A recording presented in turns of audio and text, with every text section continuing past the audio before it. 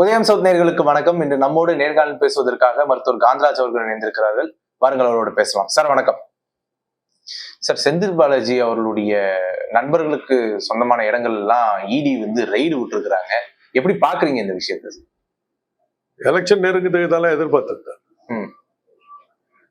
திமுக எவ்வளவு தொந்தரவு கொடுக்க முடியும் அவ்வளவு கொடுப்பாங்க. பல்வேறு வகையான பிரச்சனைகள் ஆரம்பிச்சிருக்காங்க. மும்மொழி கொள்கை எதிர் பண்ண காசு கொடுக்க மாட்டேன், அதை பண்ண, ஜிஎஸ்டி இது பண்ண, வெள்ள நிவாரணம் நிதி கொடுக்க மாட்டேன், ஏதோ ஒரு பிரச்சனைகளுக்கு மேல பிரச்சனைகள். 2026 தேர்தல் வரத்துக்குள்ளார பாஜக எவ்வளவு முடியுமோ அவ்வளவு தொந்தரவு தமிழ்நாட்டுக்கு கொடுக்கும். அதை நம்ம எதிர்பார்த்தான். இவ்வளவெல்லாம் பண்ணிட்டு இதை திமுக செல்வாக்கு சரிந்து விட்டதுன்னு ஒரு கணக்கு காட்டி அப்புறம் வாக்கேந்திரத்தை வச்சு அவங்க தேர்தல் வெற்றியை நியாயப்படுத்துறதுக்கு இதெல்லாம் தேவைப்படும். அதுக்கு அவர் ரெடி பண்ணுவார். எதிர்பார்த்தான்.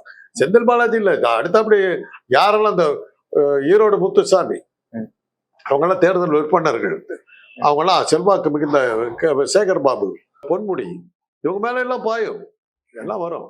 ஏன்னா அவங்கெல்லாம் எலெக்ஷன் வச்சு சொன்ன மாதிரி ஜெயிச்சு காட்டுற ஆட்கள். அந்த அளவுக்கு சாமர்த்தியமான தேர்தல் இவங்க.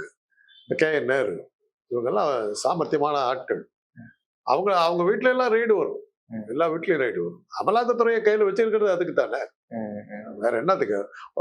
சரி, அமலாக்கத்துறை இதுவரை ஒரு கேள்விக்கு இதுவரை இன்னைக்கு வரலும் பதில் இல்லை. அமலாக்கத்துறை இவ்வளவு ரெய்டு பண்ணாங்களே, அந்த பணமெல்லாம், அந்த கைப்பற்ற அந்த பணமெல்லாம் எங்க போச்சு? என்ன நாட்டு மக்களுக்கு என்ன நன்மை நடந்தது? அதனால எத்தனை வளமான திட்டங்களை பாஜக அரசு, இன்னைக்கு ஆளுகின்ற பாஜக அரசு மக்களுக்கு நிறைவேற்றி கொடுத்துச்சு? எந்த இடத்துல அமலாக்கத்துறை கைப்பற்ற பணத்தை அந்த எந்த மாநிலத்தை கைப்பற்றப்பட்டுச்சோ அந்த பணத்தை அந்த மாநிலத்துக்கு செலவழிச்சா, அதை எடுத்துக்கிட்டு டெல்லிக்கு போயிடுச்சா? என்ன பண்ணிச்சு அந்த பணத்தை? ஏதாவது கணக்கு இருக்குதா? அமலாக்கத்துறை கைப்பற்றப்பட்ட பணங்களுக்கும் அந்த ஆவணங்களுக்கும் என்ன நடவடிக்கை எடுத்தாங்க? அந்த பணம் என்ன ஆச்சு? யாராவது கேட்கறீங்களா? செய்திகள் தான். காந்தராஜ் வீட்டில் அமலாக்கத்துறை ரெய்டு, கட்டுக்கட்டாக பணம் கைப்பற்றப்பட்டது, பல முக்கிய ஆவணங்கள் சிக்கின, பகீர் தகவல் இதுதான். அதுக்கப்புறம் காந்தராஜ் என்னன்னா, காந்தராஜ் எப்போ போல போயிட்டு இருக்கு, அந்த பணம் என்னாச்சு, எப்போ போல போயிட்டு இருக்கு, எங்க போச்சு யாருக்கும் தெரியாது. தொடர்ச்சியாக இடி ரெய்டு விடுறதனுடைய அடிப்படை என்னவா இருக்கும்? வேறற்றதுதான். பல பேர் இப்ப எனக்கு பெரிய பெரிய ஆளுங்கள்லாம் ஏன் அரசியலுக்கு ஏன் வர்றாங்க? ஆவணம் மிரட்டுறாங்க, வர்றாங்க. சாமர்த்தியமா தப்பிச்சுக்கிறவங்க தப்பிச்சுக்கிறாங்க. இப்போ உங்களுக்கு எனக்கும் பயம் இல்லைங்க. நம்ம கிட்ட ரெய்டு பண்ணாக்கா, ஐயோ இவ்வளவு பிச்சைக்காரன்னு தெரியாது போச்சு. ரெய்டு பண்ண காசை எடுக்க முடியாது. அவங்க ஒரு ரெய்டு பண்றதுக்கு ஒரு 10 பேர்த்தையாவது கூப்பிட்டு வரணும், அது 1 லட்சமா செலவாகும். அந்த பணமே லாஸ் ஆயிடும் அவங்களுக்கு, நம்ம வீட்டுல. அதனால நம்ம மாதிரி அடித்தட்டு மக்களுக்கு அமலாக்கத்துறைக்கு கவலையே இல்லை. நீங்க சொல்றீங்க ஒரு நடிகர் ஒரு படத்துக்கு 1000 கோடி ரூபாய் வசூல்ன்றீங்க, அவங்க வீட்டுல ரைட் நடக்கும்.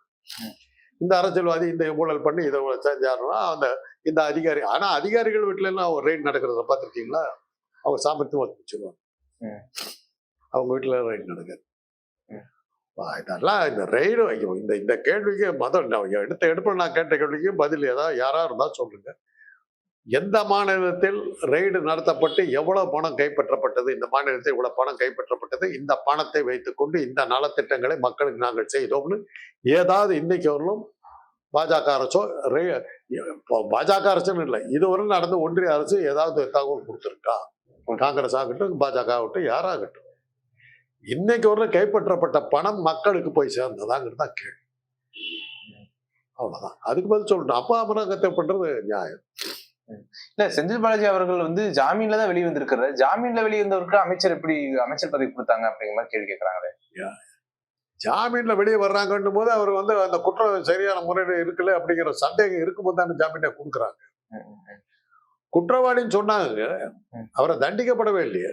அமலாக்கத்துறை கைது பண்ணி வச்சிருச்சு. அந்த வெளியே விட்டாக்க ஆபத்தை உண்டாக்கிடுவார் அப்படின்னு சொல்லிதான் அமலாக்கத்துறை 1.5 வருஷத்துக்கு மேல அவர் போட்டு உயிர் எடுத்தாங்க.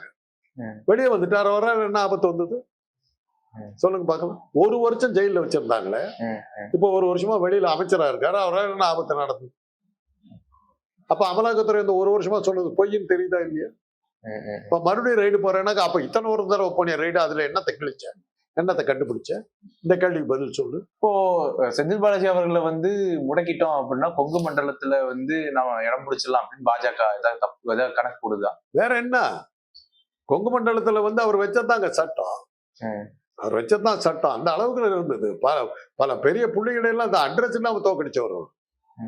அதனாலதான் நான் அவரை வந்து நான் அதனாலதான் அந்த வரிசை அந்த லிஸ்ட் கொடுத்தேன். தேர்தல் விற்பனர்கள் திமுகவை சேர்ந்த இவங்க வந்து செந்தில் பாலாஜி, சேகர் பாபு, ஈரோடு முத்துசாமி, ஏவா வேலு, KN நேரு, பொன்முடி, இவங்கெல்லாம் தேர்தல் விற்பனர்கள். அவங்களெல்லாம் நீங்க அசைக்க முடியாது. அவங்கெல்லாம் இருக்கிறவங்க திமுக அசைக்க முடியாது. அவங்க அதனாலதான் அவங்க வீட்டுல எல்லாம் கண்டிப்பா இப்ப மறுபடியும் ஓபன் பண்றாங்கன்னா இவங்கெல்லாம் ரெடி ஆகிக்கணும். வரும், வீட்டுக்கு வரும், ஜாக்கிரதையா இருக்கும். இப்படி எல்லாம் பண்ணி இந்த வீட்டுல எல்லாம் இவ்வளவு இது பண்ணோம், அதை பிடிச்சோம், அப்படி இப்படின்னு சொல்லிட்டு இது பண்ணாக்கா இதன் மூலமாக அதான் வழக்கப்படி ஒரு செய்தி கிரியேட் பண்ணாங்க. மக்களுக்கு திமுக மேல இப்படி எல்லாம் கொள்ளை அடித்தார்களா, இப்படி கொள்ளைக்காரர்களா அப்படின்லாம் அதை எடுத்து ஒரு செட்டு இருப்பாங்க. அதை போட்டுட்டு இது பண்ணி அதை செய்தியெல்லாம் போட்டு இப்படியெல்லாம் இதன் காரணமாக மக்களுக்கு திமுக மீது வெறுப்பு வந்தது. அதன் காரணமாகத்தான் 2026 திமுக தோல்வியை தழுவியது அப்படின்னு சொன்னாக்கா தேர்தல் இது வாக்கு எந்திரத்தின் மூலமா நம்ம தேர்தலை எப்படி வேணாலும் நடத்தலாங்கிறது அடுத்தது இருக்கு. அமலாக்கத்துறை இதை ரெடி பண்ணிட்டாக்க அப்புறம் வாக்கு எந்திரத்தை வச்சு நமக்கு வேணுங்கிற ரிசல்ட்டை கொண்டு வந்து அதை நியாயப்படுத்துறதுக்கு இந்த செய்திகள் பயன்படும். இதுதான் பிளான். நான் இப்ப ஏற்கனவே சொல்லியிருக்கிறேன், 2026 தேர்தல் நெருங்கும் போது இன்னும் வரும், கொலை குற்றங்கள்லாம் வரும். அந்த நடந்த அந்த கொலைக்கு திமுக தான் காரணம், இவர் தான் காரணம், யாரெல்லாம் எலெக்ஷன்ல பெரிய ஆளா இருக்காங்க அவங்க தலையில எல்லாம் பண்ணிடலாம், எல்லாம் வரும். அதெல்லாம் ஆரம்பிச்சிருச்சு.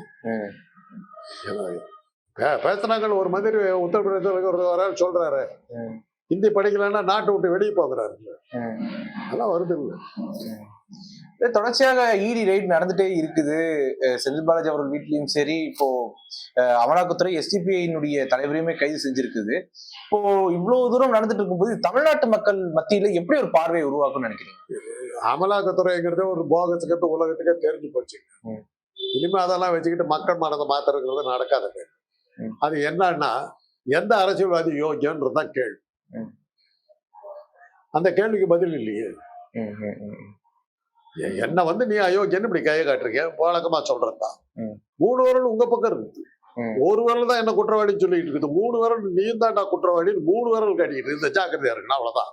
என்ன சார் புது விளக்கமா இருக்குது? புது பழைய விளக்கங்கள். when one finger points you as a culprit, remember 3 other fingers are pointing towards you. You are the culprit. ஒரு விரலை காட்டி நீ குற்றவாளின்னு சொல்லிட்டு இருக்கும், 3 விரல்கள் உன்னை நோக்கி பார்த்து நீ யோக்கியமாடான்னு கேட்டுக்கிட்டு பதில் சொல்லுங்க, அவ்வளவுதான். அமலாக்கத்துறை என்னைக்கு இங்க இன்னைக்கு இந்த கேள்விக்கு எனக்கு பதில் சொல்லுங்க. நீ எடுத்த அந்த பணத்தை எந்த மாநிலத்தை எடுத்தையோ அந்த மாநிலத்துக்கு அந்த பணத்தை நீ செலவு பண்ணியா? அப்படி செலவு பண்ணாக்க என்னென்ன நலத்திட்டங்கள் இதுவரை கைப்பற்றப்பட்ட பணம் எவ்வளவு, அந்த பணத்தை வைத்து நீ கொண்டு வந்து மக்களுக்கு நலத்திட்டங்கள் என்ன? அடுத்த கேள்வி, இவ்வளவு நாள் எடுத்து அந்த அமலாக்கத்துறை கைப்பற்றப்பட்ட பணம் அதுக்கான என்ன கணக்கு, அந்த பணம் எப்படி செலவழிக்கப்பட்டது, யாருக்கு போய் சேர்ந்து, அந்த மாநிலத்தில் எடுத்த பணத்தை அந்த மாநிலத்திலே செலவு பண்ணீங்களா, அதை எடுத்துக்கிட்டு வேற எங்க கொண்டு போயிட்டீங்களா, யார் பணத்தை யாருக்கு செலவு பண்ணீங்க? இந்த கேள்விக்கெல்லாம் அவங்க பதில் சொல்லணும். அடுத்த கேள்வி, இந்த அமலாக்கத்துறை அதிகாரிகள் போய் ரெய்டு பண்ணாங்களே, அவங்க ரெய்டு பண்றதுக்கு முன்னாடி அவங்களுடைய சொத்து என்னவா இருந்தது, ரெய்டு பண்ணதுக்கு அப்புறம் அந்த அதிகாரியுடைய சொத்து என்ன வச்சுட்டு ஏதாவது கணக்கு இருக்கா? ஒரு படத்துல காட்டுவாங்க, பிரதாப் நடிச்ச படம். பேங்க் கேஷியரா இருப்பாரு, பேங்க்ல வந்து கொள்ளடிச்சுட்டு போயிடுவாங்க. கொள்ளடிச்சு போனா 1 கோடி கொள்ளடிச்சுட்டு போயிடுவாங்க. டிவியில வந்து கேஷியரை வந்து பேட்டி எடுப்பாங்க. எவ்வளவு பணம் கொள்ளை, 2 கோடி கொள்ளையடிக்கப்பட்டது பாரு. அந்த ஒரிஜினல் திருட போன் அடிப்பான், ஏண்டா நாங்க எடுத்துட்டு போறது 1 கோடி, நீ 2 கோடி கணக்கு சொல்லி நீ எவ்வளோ எடுத்த சச்சது கூட, அதை நீ எடுத்து போறத நான் 1 கோடி எடுத்துக்கிட்டேன். அமலாக்கத்துறை அதிகாரிகள் போனவங்க சும்மா வந்திருப்பாங்களா? அவங்க வீட்டுல என்னாச்சுங்கிற கேள்விக்கு என்ன பதில் இருக்குது? அந்த வீட்டை யார் ரெய்டு பண்ண முடியுங்க? தேர்ந்தெடுத்த பாருங்க என்னக்காம இருந்திருப்பாங்க. இதெல்லாம் யார் கேட்கறது? இந்த கேள்வி எல்லாம் வரப்போகுது, குடிச்சுக்கிற வரப்போகுது. ஒரு வேகத்துக்கு போயிட்டு இருக்கிறோம், யாரும் தப்பிக்க முடியாது. இன்னைக்குதானே கேள்வி கேட்க ஆரம்பிச்சிருக்காங்க. எல்லா எதிர்கட்சியும் ஒன்னா சேர்ந்து கூட்டம் போட ஆரம்பிச்சிட்டாங்கல்ல.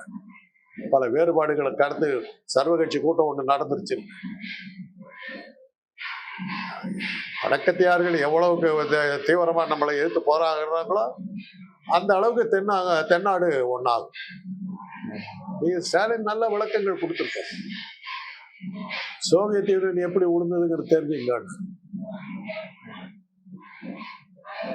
அதெல்லாம் இருக்குது, நிறைய இருக்கு, எவ்வளவு இருக்கு. அதனால இந்த செந்தில் பாலாஜி வீட்டுல ரைடு நடத்துக்க அதான் சொல்றேன். தேர்தல் நெருங்க இதெல்லாம் நீங்க பெருசா எதிர்பார்க்க. எதிர்கட்சிகள் வீடுகளில் ரைடு நடக்கும். அந்த ரைடுல எந்த பலனும் இருக்காது. அவங்கள மிரட்டி அவங்கள உள்ள தள்ளுவாங்கிறதெல்லாம் முடிஞ்சா அவங்கள ஜெயிலையும் போடுவாங்க.